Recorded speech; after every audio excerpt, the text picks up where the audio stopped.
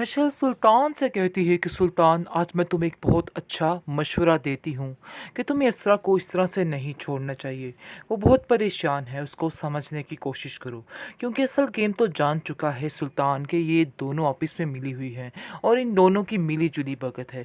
लेकिन वो इंसान कहाँ पे सही होने वाला है, चाहे लाख कोशिशें कर लो वैसा ही रहने वाला है। इस चीज़ की समझ नहीं आ रही इसरा को, और इसरा भी यही समझ रही है कि वो ठीक हो जाएगा और सब कुछ यानी कि जो वो सोच रही है वैसा ही होगा। लेकिन ये उसकी बहुत बड़ी गलतफहमी है, ऐसा वैसा कुछ भी नहीं होने वाला है। जो वक्त गुजरा था वो गुजर गया है, लेकिन अब वो इस बात का गिला अपनी माँ से और अपने घर वालों से नहीं कर सकती, क्योंकि वो बार बार सोचती है कि ये उसका अपना फैसला था और अपने फैसले पर वो किसी और को ब्लेम नहीं कर सकती है। इस बात की परेशानी ने उसका दिन रात उजाड़ दिया है।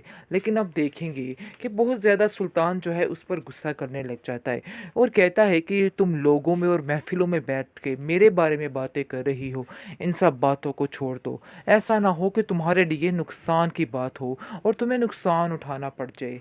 लेकिन अब देखेंगे कि वो कहता है कि मशल को कैसे पता चला कि हमारे दरमियानी इख्तलाफात क्या हैं, हमारे बारे में यानी आपस में क्या बातें कौन सी रंजिशें हैं, जिसको वो कहती है कि सब देखने वालों को सब पता चल जाता है, इसमें इतनी बड़ी कोई बात नहीं है।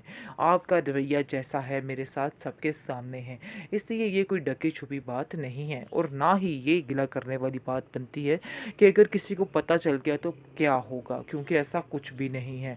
सब जानते हैं कि आप मुझे पसंद नहीं करते हैं, लेकिन मुझे खुद इस बात की समझ नहीं आ रही कि अगर आप मुझे पसंद नहीं करते थे तो आपको शादी करनी ही नहीं चाहिए थी। इस तरह से आपने अपनी ज़िंदगी भी तबाह की है और दूसरों की ज़िंदगी भी तबाह की है। जिस पर सुल्तान कहता है कि मुझे तो लग ही नहीं रहा कि तुम्हारी ज़िंदगी तबाह हुई है, अपने मस्ती अपनी ऐशो इशरत में तुम फिर रही हो, लेकिन फिर भी तुम्हें ऐसा क्यों बार बार लग रहा है कि तुम्हारी ज़िंदगी तबाह होकर रह गई है।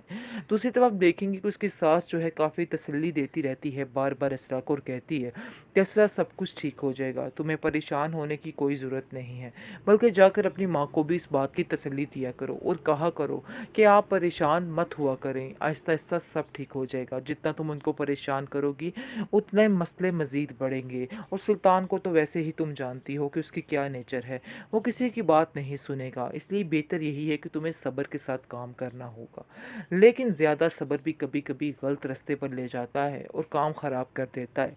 ठीक है, हमें सब्र करना चाहिए, लेकिन इतना भी नहीं कि अगला आपको ख़त्म ही कर डाले।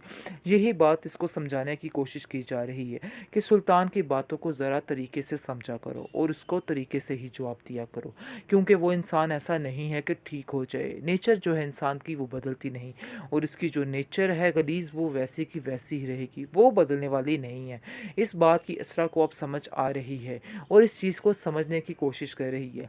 लेकिन पहले वो बहुत ज़्यादा कमज़ोर थी, लेकिन मशल की बातों ने उसको बहुत स्ट्रांग बना दिया है और अब वो सोच रही है कि अब वो इन लोगों का बड़े अच्छे तरीके से मुकाबला कर सकती है और इससे इंसान को राह रास्त पर लेके आ सकती है। लेकिन ये सोच उसकी गलत होगी, क्योंकि वो इंसान कभी राह रास्त पर नहीं आने वाला। ऐसे लोगों को भटकते हुए देर नहीं लगती, जो लोग ठीक नहीं होते हैं। सुल्तान भी उन्हीं में से एक है। बहरहाल अब देखेंगे कि वो उसको समझाने की कोशिश कर रही है कि उस लड़की को छोड़ दे, लेकिन सुल्तान कहाँ बाज आने वाला है। वो कौन सा एक के साथ सिंसेर है, कभी आज कोई तो कभी कल कोई। इसलिए वो बहुत परेशान है इन सब बातों की वजह से, इसलिए टेंशन ले रही है। लेकिन उसकी माँ उसको यही समझाती है कि तुम्हें किसी बात की कोई टेंशन नहीं लेनी, मैं तुम्हारे साथ हूँ, हम सब तुम्हारे साथ हैं, जब तुम कहोगी हम तुम्हारे पास पहुँच जाएंगे, परेशान बिल्कुल भी मत होना। बेहतरीन ड्रामा सीरियल शिद्दत में आप देखेंगे कि मिशाल को लेने के देने पड़ जाते हैं, क्योंकि जैसे ही वो इसरा के लिए अच्छा सोच रही है और उसके लिए कुछ करना चाह रही है, लेकिन सुल्तान सुनकर बहुत हैरान होता है और कहता है कि आखिर मैं क्या सुन रहा हूँ, जो मैं सुन रहा हूँ क्या ये हकीकत है? कहीं ऐसा तो नहीं कि ये जो सब कुछ हो रहा है और असरा में इतना दम जो आ गया है, ये सारा कुछ इस लड़की की वजह से आया है।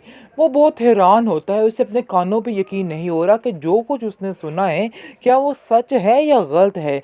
आप देखेंगे कि बेहद परेशानी की वजह से वो कहता है उसको बुलाकर असरा को कि ये लड़की मुझे कुछ ठीक नहीं लग रही है। मुझे ऐसा लग रहा है जैसे मिसाल के हमारी ज़िंदगी में आना हमारे लिए बहुत ही गड़बड़ है और बहुत ज़्यादा ज़्यादती की बात है। ऐसा ना हो कि हमारी ज़िंदगी में सारी रुकावटें पैदा हो जाएँ और ऐसा ना हो कि हमारे दरमियान इतने ज़्यादा इख्तलाफात हो जाएँ इस लड़की की वजह से कि तुम सोच भी नहीं सकती। आगे से वो उसको जवाब देती है और कहती है कि किसी का किसी बात में कोई कसूर नहीं है और ना ही किसी ने कुछ किया है। इसलिए बेहतर ये है कि किसी को ब्लेम देने से बेहतर है कि अपने आप को ठीक किया जाए। और हकीकत भी यही है कि आपको अपने आप को बेहतर करना होगा, क्योंकि मुझे नहीं लगता कि इन सब बातों में किसी का कोई कसूर है या कोई इसमें कर सकता है कुछ। जिसको सुनकर आप देखेंगे कि मज़ीद गुस्सा आ जाता है सुल्तान को, लेकिन उसकी माँ उसको समझाती है और कहती है कि बेटा अपने इस लहजे में थोड़ी नरमी पैदा करो। ऐसा ना हो कि कल कला तुम्हें इसरा छोड़ के चली जाए और तुम्हारे पास कुछ भी ना रह जाए और तुम बिल्कुल अकेले रह जाओ। फिर तुम्हारे पास कोई और रास्ता नहीं होगा और कोई भी तुम्हारा साथ नहीं देगा। लेकिन कहाँ सुनने वाला है जी ये बंदा। अभी भी उसकी अकड़ वहीं के वहीं है और वही सारे तमाशे हो रहे हैं और वही सारा कुछ हो रहा है।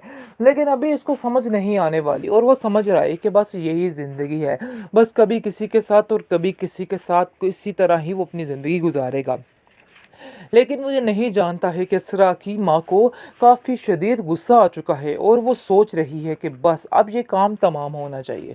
अब मज़ीद इस तरह की हरकतें नहीं होनी चाहिए। अब ये सब कुछ बंद होना चाहिए। वो कहती है अपनी बहू से और अपने बेटे से कि सरवर अब इसको रोकना होगा कि ऐसा ना हो कि सब कुछ ख़त्म होकर रह जाए और हमारे हाथ खाली के खाली रह जाए, क्योंकि मैं अपनी बेटी को इस तरह से परेशान हाल में नहीं देख सकती हूँ। आगे से वो कहता है कि आपकी बात बिल्कुल बचा है, लेकिन हमें थोड़ा इंतज़ार करना होगा। थोड़ा देर असरा को कहना होगा कि असरा थोड़ा इंतज़ार करे और सब कुछ ठीक होने पर हमें बताए। लेकिन आप देखेंगे उसकी भाभी कहती है कि मुझे नहीं लगता कि वो इंसान ठीक होने वाला है। इसकी ज़िंदगी जैसे थी वैसे ही रहने वाली है। इसलिए ये सोचना बिल्कुल बेफजूल है कि वो ठीक हो जाएगा। और अपने दिलो दिमाग से आप लोग ये बातें भी निकाल दें, क्योंकि मुझे यकीन है कि ऐसे लोग ठीक नहीं होते हैं, बल्कि दूसरों की ज़िंदगी को तबाह करके ही सांस लेते हैं। खैर हकीकत ये भी है जिसकी वजह से आप देखेंगे कि बहुत ज़्यादा परेशान है उसकी माँ और कहती है मुझे कोई रास्ता समझ नहीं आ रहा कि आखिर मैं क्या करूं, क्योंकि असरा भी है वहाँ से नहीं आना चाहती। मैंने उसको कॉल करके कहा है, लेकिन वो कहती है कि अब इन मामलात में मैं आप लोगों को जलील नहीं करना चाहती हूँ। जो करना था कर लिया। मुझे पता चल चुका है कि आप उधर गई थी और जाकर उससे बात करके आई हैं सुल्तान से, जिसकी वजह से सुल्तान घर मुझे लेने के लिए आया है। लेकिन अब मज़ीद मैं आपकी कोई भी बेइज्जती बर्दाश्त नहीं कर पाऊँगी। जिसको सुनकर वो कहती है कि बेटा ऐसा ही होता है, तुम नहीं जानती इन सब मामलों में हमें नीचा दिखाना पड़ता है और नीचे होना पड़ता है, वरना ऐसी अकड़ से रहने से ज़िंदगी नहीं गुजरती है। आगे से वो कहती है हाँ, लेकिन जहाँ पर हम गलत नहीं हैं हमें थोड़ा बहुत तो साबित करना चाहिए ना कि हम गलत नहीं हैं। कब तक हम खामोश रहकर अपने आप को ही गलत साबित करवाते रहे। अब तो मैं तंग आ चुकी हूँ और मज़ीद मैं इन लोगों के साथ इस तरह कोई भी बर्ताव नहीं कर सकती और मुझे पता है कि अब मुझे इस घर में कैसे रहना है और किस तरह से सबको ट्रीट करना है, क्योंकि मशल ने मुझे बहुत अच्छे तरीके से ये सब बातों को करना समझा दिया।